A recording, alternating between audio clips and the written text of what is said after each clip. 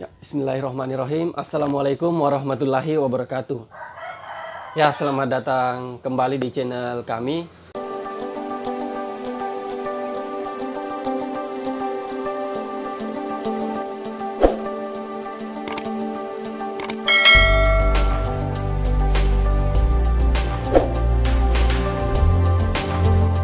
Silakan kawan-kawan simak apa yang saya sajikan berikut ini. Apa yang dimaksud dengan guru profesional? Guru profesional adalah semua orang yang memiliki kewenangan dan tanggung jawab terhadap pendidikan siswa, baik secara individual maupun klasikal. Guru profesional berperan penting dalam meningkatkan mutu pendidikan. Guru harus memiliki minimal kompetensi sebagai bentuk wewenang dan kemampuan di dalam menjalankan tugas-tugasnya. Nah, pengertian kompetensi guru adalah suatu keahlian yang wajib dimiliki oleh seorang guru. Kemampuan tersebut dapat berupa kemampuan segi pengetahuan, kemampuan dari segi keterampilan, dan tanggung jawab pada peserta didiknya, sehingga dalam menjalankan tugasnya sebagai seorang pendidik dapat berjalan dengan baik. Kompetensi yang dimiliki oleh seorang guru menjadi modal yang penting dalam mengelola pendidikan atau pengajaran yang begitu banyak jenisnya. Secara garis besar, terbagi menjadi dua, yaitu dari segi kompetensi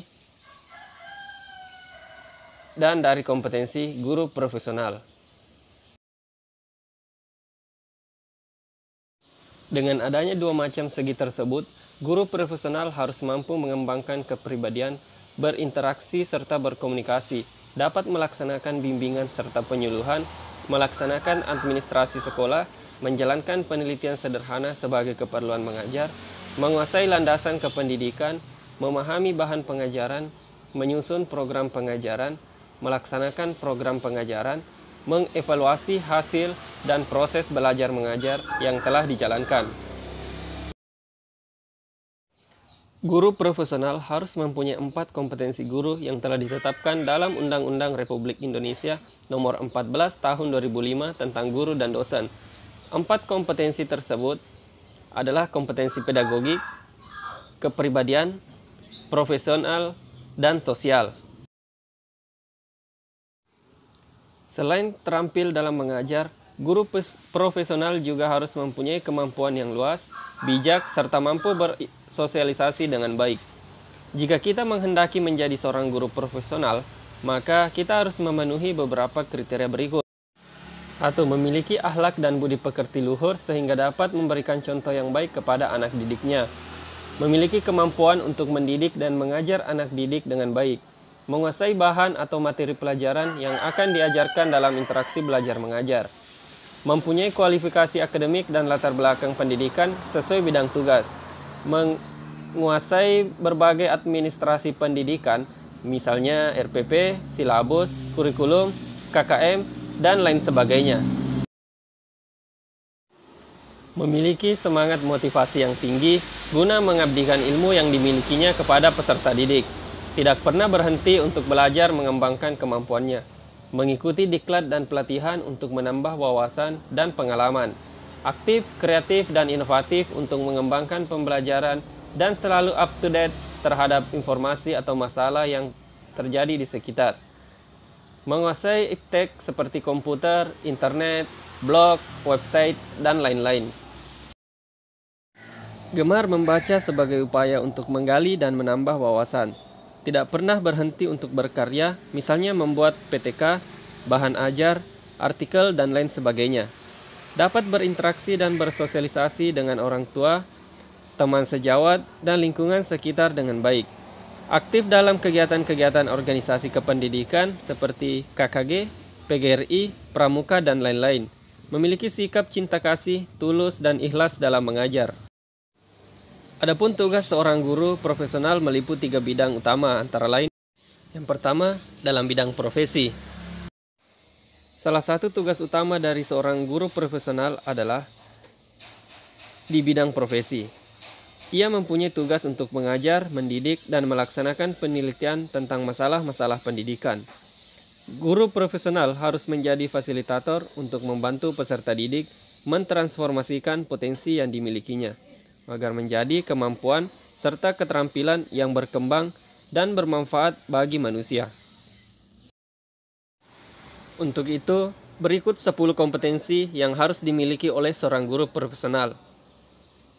Nah, yang pertama, guru dituntut menguasai bahan ajar meliputi bahan ajar wajib, bahan ajar pengayaan, dan bahan ajar penunjang untuk keperluan pengajarannya.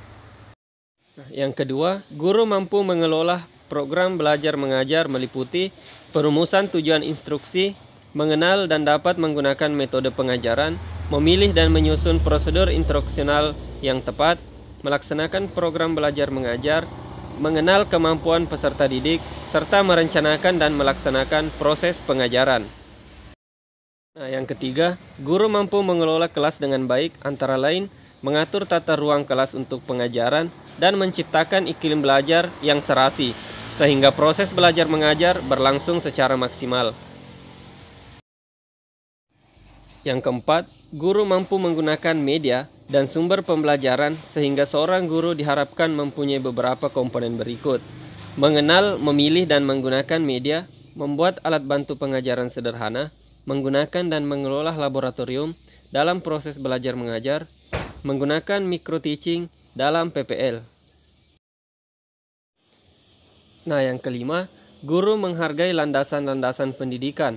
Landasan pendidikan merupakan sejumlah ilmu yang mendasari asas-asas dan kebijakan pendidikan baik di dalam sekolah maupun di luar sekolah. Nah, yang keenam, guru mampu mengelola proses interaksi dalam kegiatan belajar mengajar. Dalam pengajaran, guru dituntut cakap termasuk menggunakan alat pengajaran, media pengajaran, dan sumber pengajaran, agar peserta didik mampu menangkap dan mentransformasikan ilmu yang disampaikan secara maksimal. Nah, yang ketujuh, guru mampu menilai prestasi peserta didik untuk kepentingan pengajaran. Nah, yang kedelapan, guru mengenal fungsi serta program pelayanan, bimbingan, dan penyuluhan. Yang kesembilan, guru mengenal dan menyelenggarakan administrasi sekolah.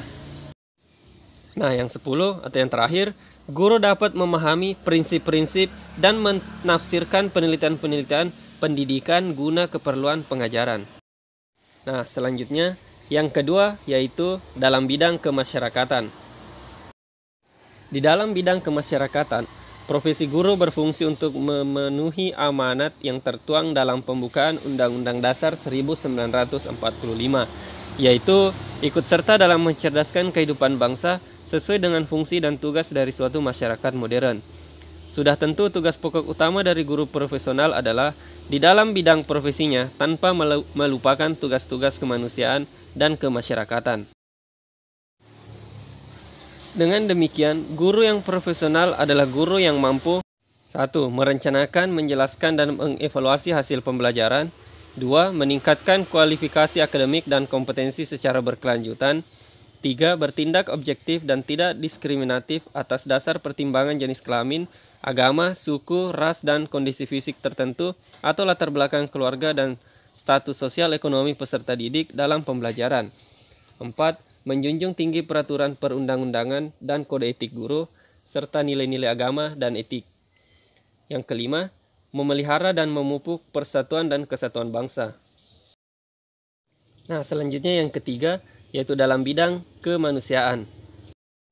Dalam bidang kemanusiaan, guru berperan dalam peningkatan martabat sebagai agen pembelajaran, pengembangan ilmu pengetahuan, teknologi dan seni, serta pengabdian pada masyarakat, berfungsi meningkatkan mutu pendidikan nasional.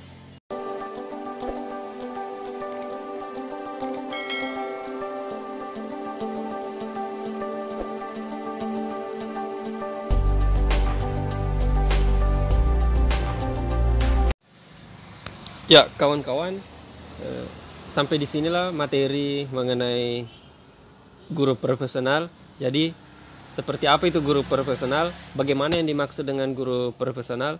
Nah, tentu kawan-kawan sudah paham mengenai hal ini. Tadi kita sudah membahasnya.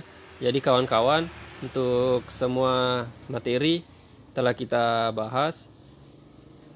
Jadi, selanjutnya kita akan mencoba membahas contoh-contoh soal latihan.